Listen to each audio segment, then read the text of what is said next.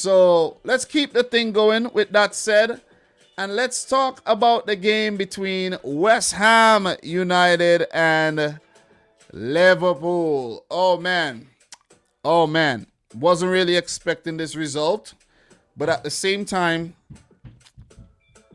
I didn't expect West Ham to lose the game. Didn't expect West Ham to lose. Didn't predict them to lose. I should say I didn't expect Liverpool to lose as well. So this one came as somewhat of a shock to me because I watched the first half of this game. I was on my way to the Everglades in Florida there. First time to the Everglades. It was a really good experience. Got to ride one of those fan boats, you know what I mean? On the swampy area there. Saw alligators. I saw tigers. I saw lions. But, you know, when I saw the West Ham Liverpool scoreline, I had to say, oh my, wow, what is going on here? See what I'm saying? Didn't expect this one. But let me tell you the whole story leading up to, you know, my experience watching this game. I watched the first half, you know, Alisson own goal. We're going to get into these things. Trent Alexander-Arnold, he equalized. And then I lost service while watching the second half. I was actually listening and glimpsing on the game while on the way to the Everglades, you know what I'm saying? And then we got into an area where there was no service, none at all. I was like, damn. And when I got service again, Pablo Fornal scored. I was like, okay, what is going on here? And then when it kicked out again and I got service again, I think I saw the service when they were 3-1 up. I was like, oh man, Liverpool are definitely losing this game. End of it all, 3-2. And I had to actually watch the second half of this game while at the airport today. This afternoon in Florida. I had to watch the second half of the game because I knew I had to come and talk about this game and give my thoughts on it. So here you go. West Ham 3, Liverpool 2. But I got to say something to the Liverpool fans watching this right now. If you're watching live or you're watching a replay, you're watching a clip. Look, it's been 25 games you have not lost. Chill. Calm down. It's just a loss. One loss in 25 games. Imagine you being a Liverpool fan, right? And 25 games go by and you only lose one game. What else do you want? That's brilliant. That's absolutely brilliant. 1 in 25? That's crazy. That is crazy. But you know what? Pretty sure, absolutely sure, there were fans screaming and whining and making excuses left, right, and center. Making all kinds of excuses about the loss. Even Jurgen Klopp. I don't know why Klopp makes so many excuses though. Really don't know. Stop with the blood clean excuses, man. And let's get into the game and talk about where the excuses came in. So West Ham made no changes. Their squad has been very, very fit this season. But for Liverpool, Curtis Jones was out with an eye problem. Naby Keita, James Milner, Roberto Firmino, Harvey Elliott, all injured. Matip replaced Ibrahima Konate in the starting 11 as well. Liverpool came into that game with 19 goals in 5 away games this season, right? They were scoring for fun on the road. Still managed to get 2, but let in 3. It was the 1,001st game in charge for West Ham boss David Moyes, who was a former Everton manager too. So this win would feel twice as sweet to him than any other win. Liverpool came into the freaking game 25 games unbeaten in all competitions. So that's why I say, if you lose, take it on the chin, move on, stop complaining. I know some people may be mad at me right now for saying this. Be like, oh, Dom, why you talk? You're always complaining. You're always complaining about refereeing, about VAR. please criticize the players, criticize the decisions made by the manager Jurgen Klopp. Do that. And I think if you do that, then you'll be able to identify the problems at the team and it will be able to fix quicker. But when you complain, nothing gets fixed. What do you think? They're going to change the managers in the Premier League? You think they're going to change VAR? No. That's not going to change. The players' approach could change. The tactics, the strategies could change. You see what I mean? Sometimes I think Liverpool they're a bit too eager and not patient with their play. You see what I'm saying? And that's exactly what Virgil van Dijk was saying in his interview. They just need to be a bit more patient. Grind the opposition down a bit more. Things that they've done in the past. Look back at when you were successful and try to repeat those habits. You jump the gun a little bit. And look, in this game, early release. Antonio in behind. 3rd minute. That was a brilliant run. Virgil van Dijk did deal with him, but the resulting corner ended up in the back of the net. Pablo Fornals, who has been very, very good for West Ham United, flying under the radar, one of the brightest Spanish prospects at his age when he came to West Ham, and brilliant ball. I think that ball had so much devil in it that it caught Alisson in two minds, because Alisson was thinking whether he should go out, whether he should go for the... I think he was caught in two minds, and he wasn't fully committed when he went for that ball, and that's why Ogbonna actually leapt above him and threw him off. I honestly don't think that was a foul, because the goalkeeper made the choice to go in for that ball where he could have taken a different approach maybe. You see what I'm saying? And I think Ogbonna won the duel. Alisson came out second. And of course, he did get a hand to it that diverted it into the goal. And after he got the hand to it, maybe that's, listen, maybe that's when Ogbonna got, body to Alisson and put him down. But I think in the moment when Alisson went up, he was fully in control of what was going on. I might be wrong. I'm just saying that's my perspective. That's what I saw. You see what I'm saying? That's what I saw. The goal stood. They looked at the goal and they decided to let the goal stand. And I honestly think it was the right decision, because Liverpool did not defend that properly. They didn't defend the ball that resulted to the corner properly. They shouldn't have never allowed it to get there. And then the resulting corner was not defended properly, in my opinion. So the 8th minute was where the possible red card came for Aaron Cresswell. I don't think it was a red card. The referee didn't think it was a red card. He didn't have to go over to his monitor and look at it. He got the consultation from the VAR ref, and he just carried on with the game.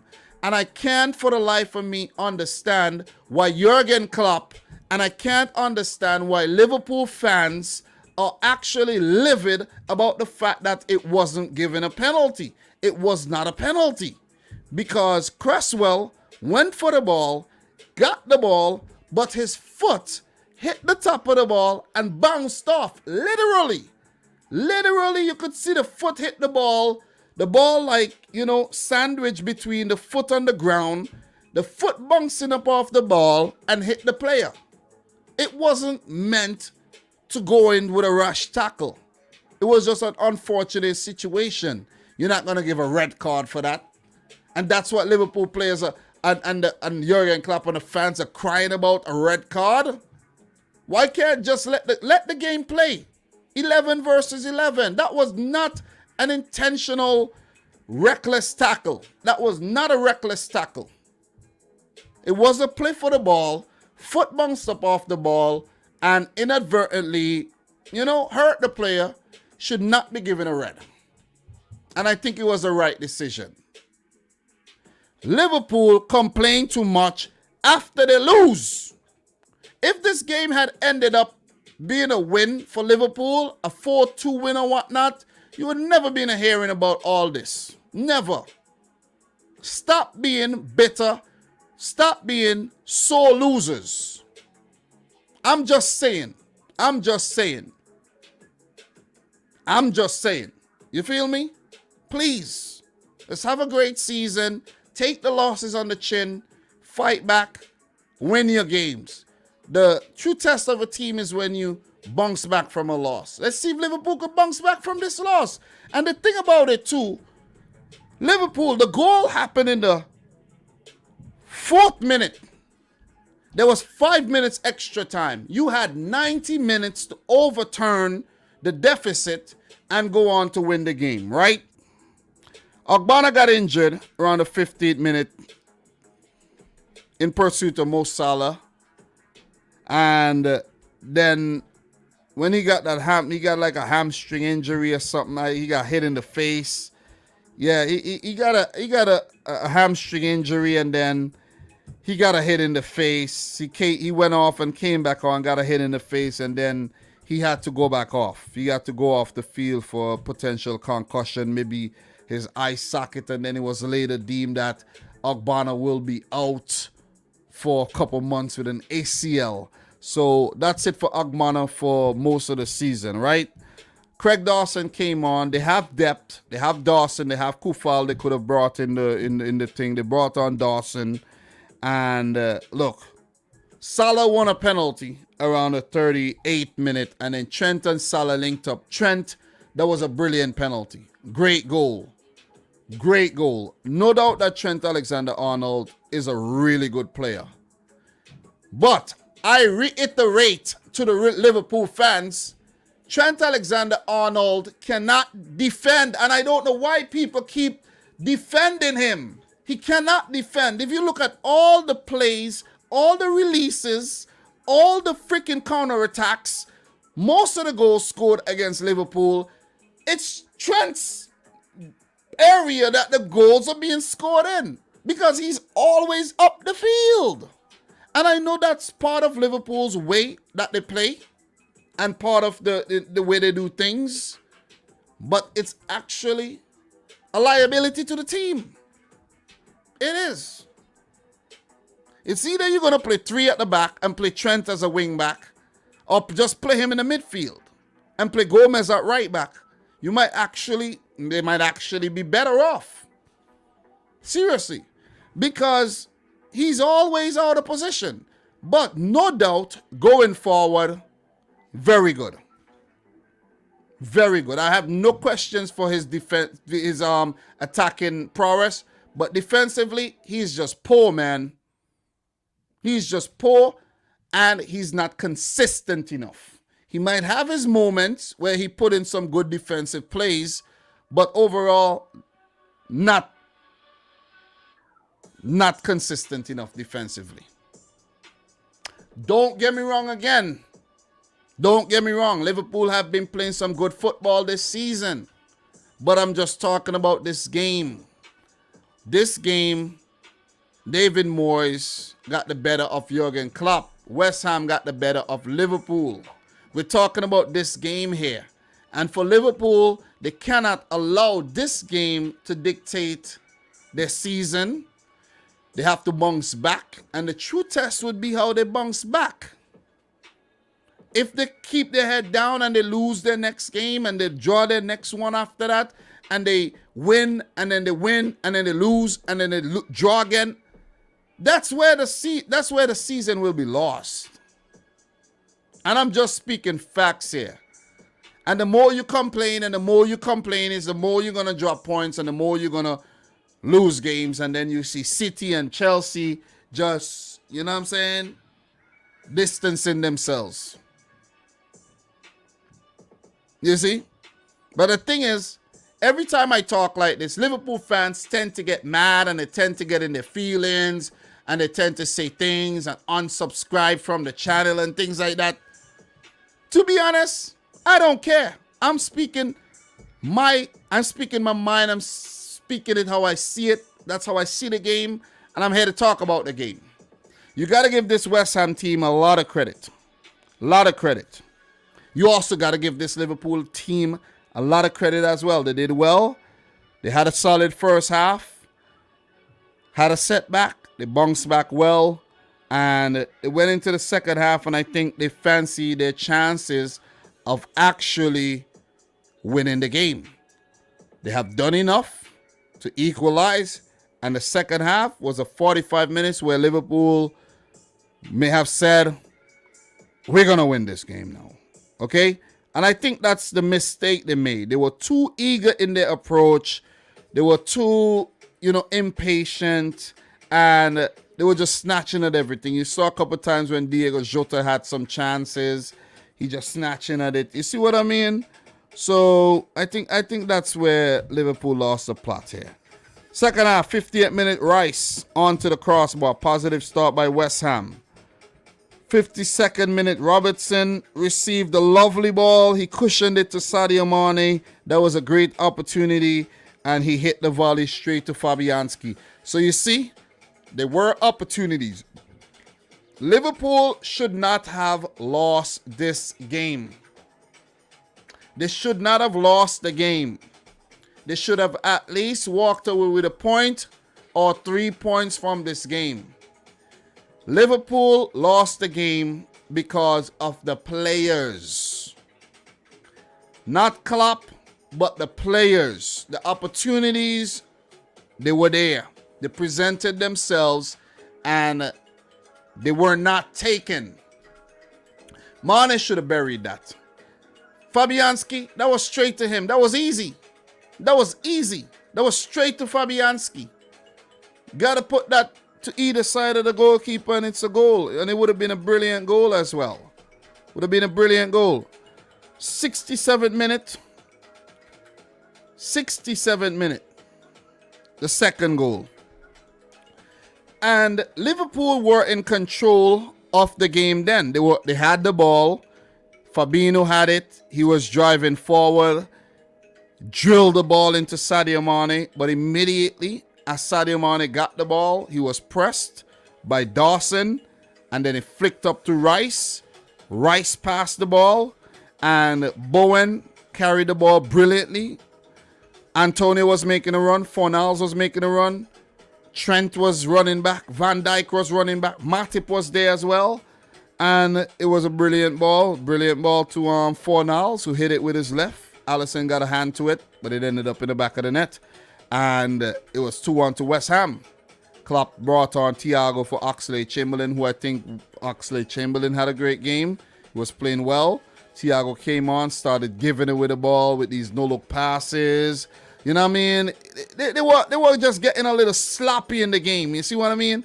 You go 2-1 down. You're eager to get back in the game. You start giving away the ball because the thing about West Ham is that West Ham sit back and wait for you to make these mistakes.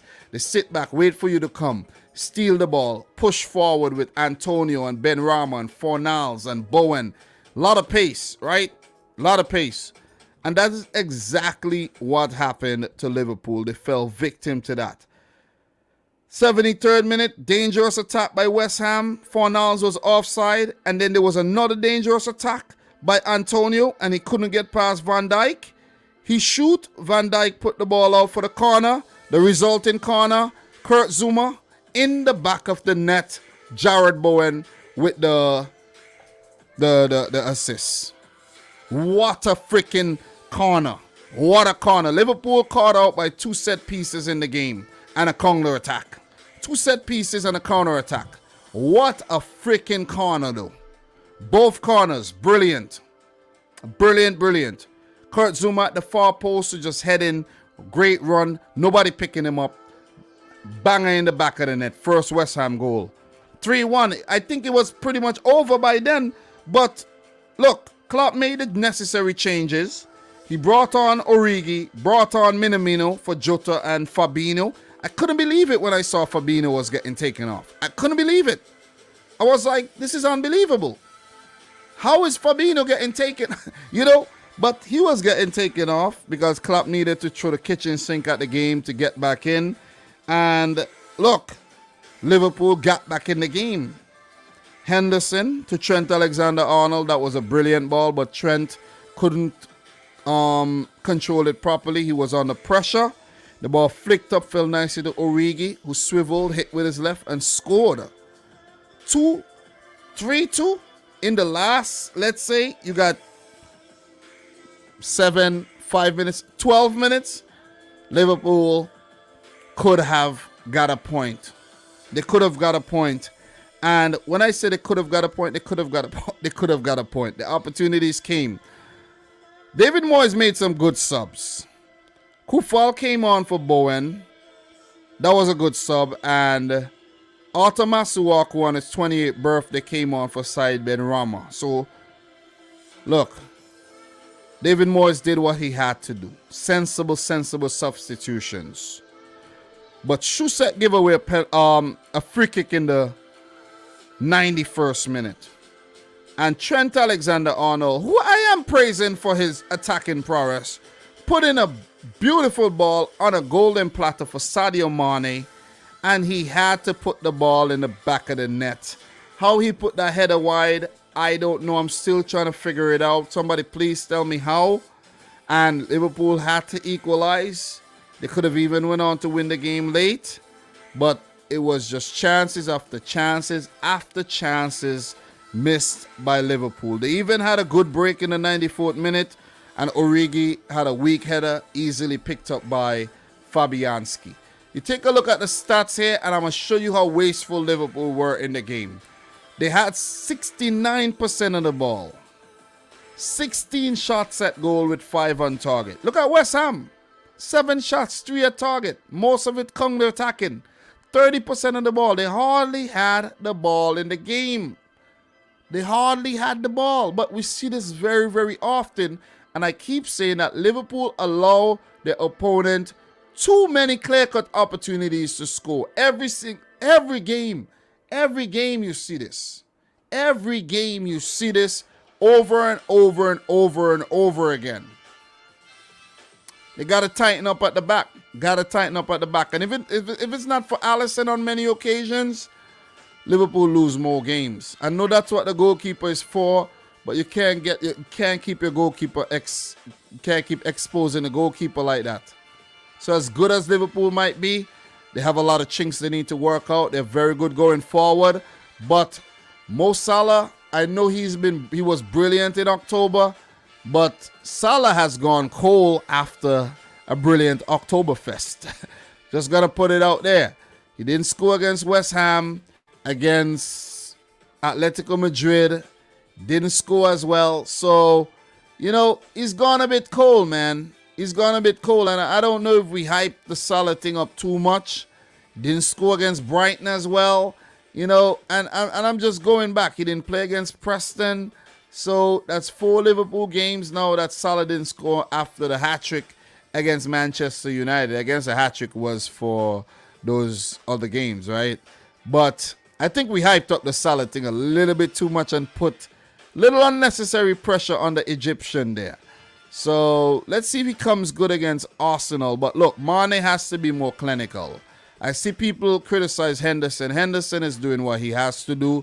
He's the only constant in the Liverpool midfield where they have to keep chopping and changing because, players are injured left, right, and center.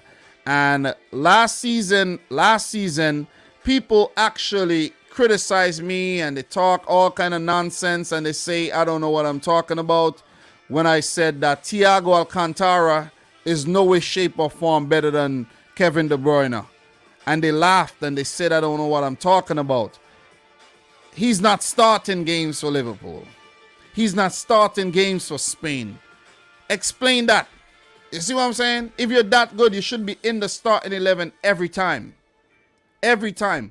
I know there might be tactical changes. People may say, Mahrez don't start for City like that. But Mahrez start for Algeria at least. You see what I'm saying? You see what I mean? And City has a deep, deep squad. So you could understand why some of those changes are being made. But, yeah, man, Thiago, man, these players got to step up. They got to step up. I don't think he has been good enough in Liverpool colors at all. But, look, Gotta give praises to this West Ham team, man. Gotta give it to them. Gotta give it to them. Ben Johnson have been a revelation this season. He's keeping Kufal out the team. Aaron Cresswell, I know Liverpool fans may think he should have got sent off, but he's been really good in the dead ball situations along with Pablo Fornals. Zuma has been a good signing. They're going to miss Agbana. He'll be out for a few months, but they have Craig Dawson waiting in the wings, and this could now be an opportunity for Vladimir Kufal to fill in as a makeshift center-back, maybe in the Europa League games or when they do have the cup games as well. You got Ben Johnson, you can't get him out the team right now. He's been really, really good. Look, you see these guys up top? You see Shusek and Rice? You can't get these guys out the team. Benrahma, Bowen, and Fornals have been playing well. And Antonio, you know what I mean? You know how good he is. So, the bench, Issa Diop is still there. Look, I even forgot Issa Diop for a second. Kufal and Diop could share the defensive burden there that left by Agbana.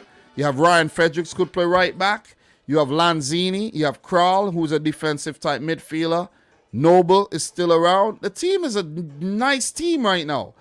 Look, you got to give it to David Moyes on the job he's been doing at West Ham United. They're third. They're in the Europa League. They're doing well. You see what I'm saying? You got to give this team a lot of praises. Their recruitment, their signing have been really, really good. So all the best to West Ham, man. Let's see how high they place this season. Could they challenge for Champions League place? Could they even challenge for the title? So Liverpool, we see here. People are maybe calling for Klopp to trust some more players. Maybe give Origi a start. Maybe give Minamino a start sometimes. You know what I mean? Maybe give Tsimikas a start at left back at times. Or maybe play Nico Williams at right back. Put strength in the midfield. Maybe, who knows? Do something different, because sooner rather than later, you might have to do something different.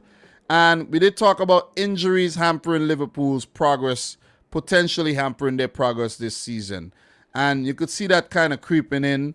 Not in the defense, but in the midfield. The midfield is being ravaged right now. Ravaged, literally ravaged. Fabinho is having his injury problems. Naby Keita is having his. Harvey Elliott, Curtis Jones. You see what I'm saying?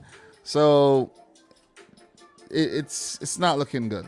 Not looking good. But, with that being said, this is Liverpool's first loss all season. Literally. All season. So Liverpool fans, cheer up, man. Stop whining about every little thing. Cheer up. Cheer the hell up. One loss this season. You haven't lost in the Champions League. You haven't lost in the League Cup. And you just lost one game in the Premier League, man. But the worrying thing, they dropped to fourth. They do have 4 draws. So that's something that you have to actually think about. So 11 games, 4 draws.